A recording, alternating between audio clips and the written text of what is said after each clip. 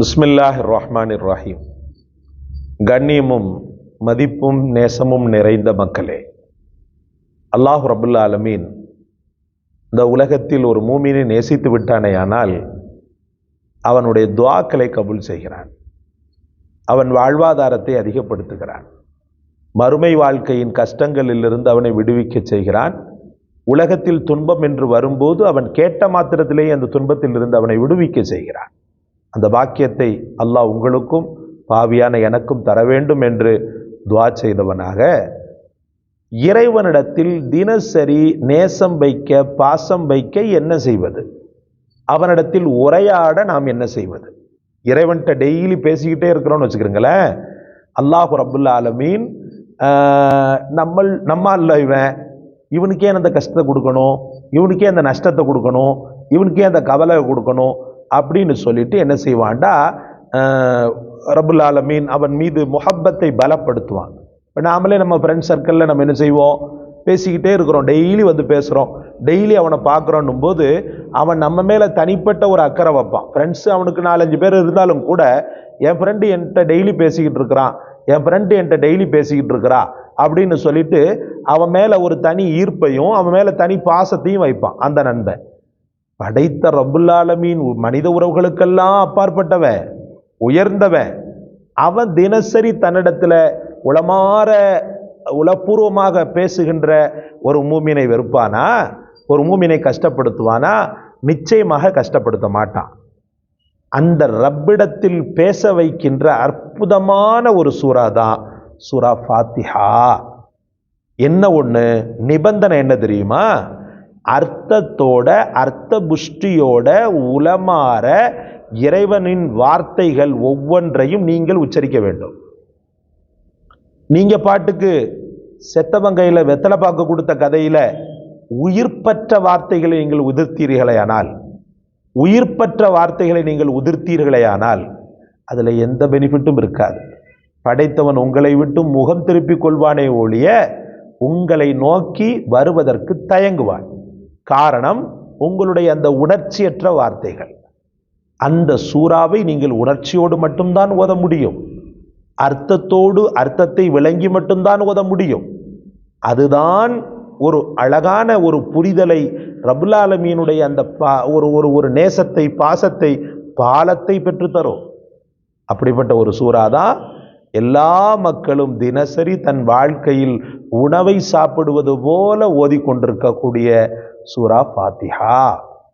சூரா ஃபாத்திஹா எப்படிப்பட்ட ரப்புல் ஆலமீன் அந்த சூறாவினுடைய ஒவ்வொரு ஆயத்துக்களுடைய அழகு என்ன, ஆழம் என்ன, ஒரு உயிர்ப்பு என்ன. அல்ஹம்துலில்லாஹி ரப்பில் ஆலமீன், எல்லா புகழும் அல்லாஹ்வுக்கே உரித்தானது. அப்படி சொல்லும் போது அப்படியே ரப்பு வர்றான். சொன்னாங்க ரசூலுல்லாஹி ஸல்லல்லாஹு அலைஹி வஸல்லம், சஹீஹான ஹதீஸ் இது, என்னுடைய அடியான் என்னை புகழ்ந்து விட்டான். அப்படியே உள்ளத்தை குளிர வச்சிடறோம். ஆனா நல்லா புரிந்து கொள்ளணும், அர்த்தம் உங்களுடைய உள்ளத்தில் ஓட வேண்டும், வார்த்தையில் உயிர்ப்பு இருக்க வேண்டும். அந்த அல்ஹம்து மட்டுமே இறைவனால் நேசிக்கப்படுகிறது, இறைவனால் ரொம்ப ரொம்ப ரொம்ப ரொம்ப ரசிக்கப்படுகிறது. சகோதரர்களே, அர்-ரஹ்மானிர் ரஹீம், கருணையாளனே, அன்பாளனே, என்னுடைய ரப்பு அன்பாளன், என்னுடைய ரப்பு கருணையாளன் அப்படின்ற அந்த வார்த்தையை சொல்லும்போது அல்லாஹ் ரப்புல் ஆலமீன் ரப்புல் ஆலமீன் அப்படியே குளிர்ந்து போறான். அவன் புகழப்படுற போது அவன் அடையக்கூடிய ஆனந்தத்திற்கு அளவு கிடையாது. என்னுடைய அடியான் என்னை மேலும் புகழ்ந்து விட்டான் என்று சொல்கிறான். மாலிகி யௌமித்தீன், தீர்ப்பு நாளின் அதிபதியே.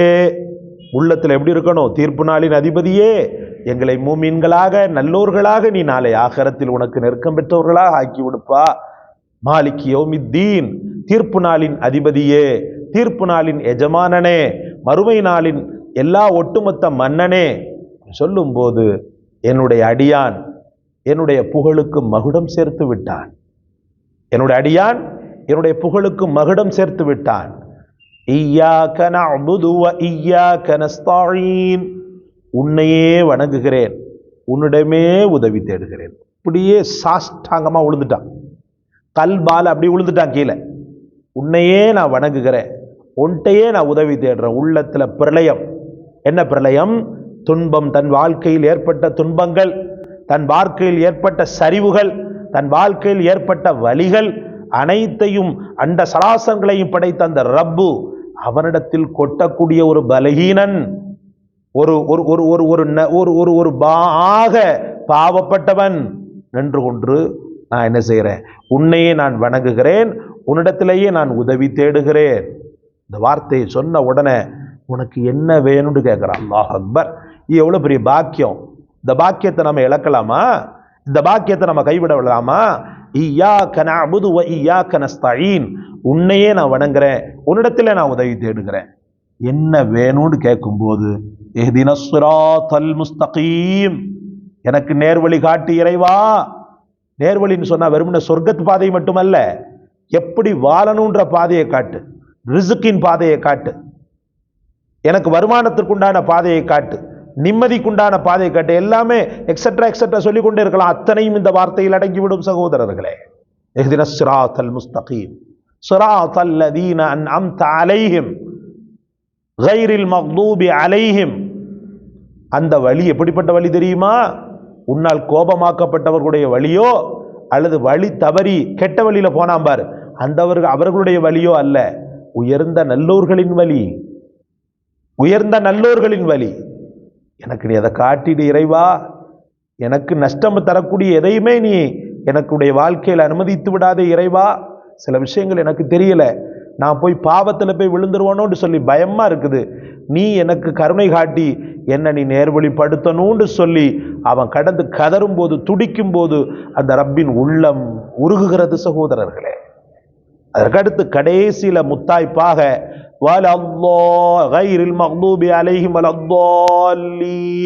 அப்படின்னு சொல்லிட்டு ஆமீன்னு சொல்றான்.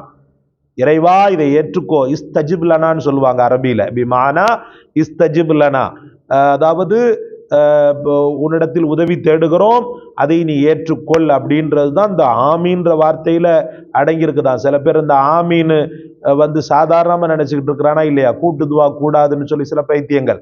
அந்த ஆமீன்ற வார்த்தையில இவ்வளவு இஸ்மு ஃபேலுன்னு சொல்லுவாங்க. உங்களுக்கு நான் புரிய வச்சேன்னு சொன்னா உங்களுக்கு புரியாது, உங்களுக்கு நான் இதை விளக்கிக்கிட்டு இருந்தேன்னா புரியாது. இஸ்மு ஃபேலுன்னு சொல்லுவாங்க. அதாவது பெயர், அந்த பெயர் என்ன செய்யும் சொன்னா உள்ள அர்த்தம் செயல்பாடு வினையே சொல்லும் அப்படின்னு சொல்லுவாங்க. ஆமீன்ற வார்த்தை பெயர் மாதிரி தான் தெரியும், ஆனா உள்ளுக்குள்ள அது செயல்பாடை குறிக்கும். எந்த செயல்பாடை?